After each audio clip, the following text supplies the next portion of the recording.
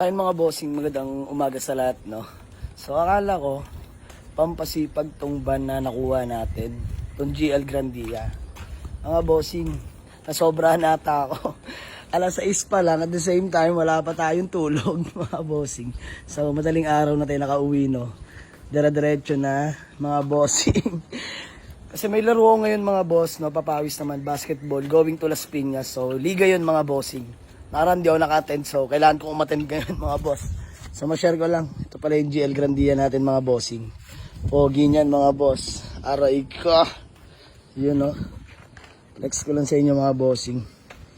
Ayan, madungis lang siya. So i-detail pa natin, tsaka bala ko sana mga bossing, ipapa-white ko na rin tong two-tone neto. Para lahat na all white. Chrome grill, tsaka side mirror lang, stock lang. Pati yung mga door handle mga bossing, ayan. So, planuin muna natin, mags, papalitan ko na rin yan.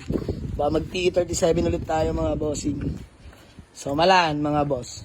So, ngayon babiyay muna tayo. So, mga bossing, ang ating GL Grandia. Napakalawak, napaka-fresh. Mga bossing, grabe. So, punta tayo sa laro natin mga bossing sa Las Piñas, Papawis. Pasama tayo kay paring Alin Marasigan. Baka may unit na maisabay mga boss, daanan na rin namin. Ayun o. At ayun nakalak. Yan. Hello pare. Good morning. Good morning pare, agad mo. Ano oras na? Ano size no? Sa isna.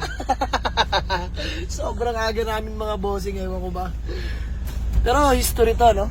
Nagising tayo ng ganito kaaga. Pare. Ako lang pala.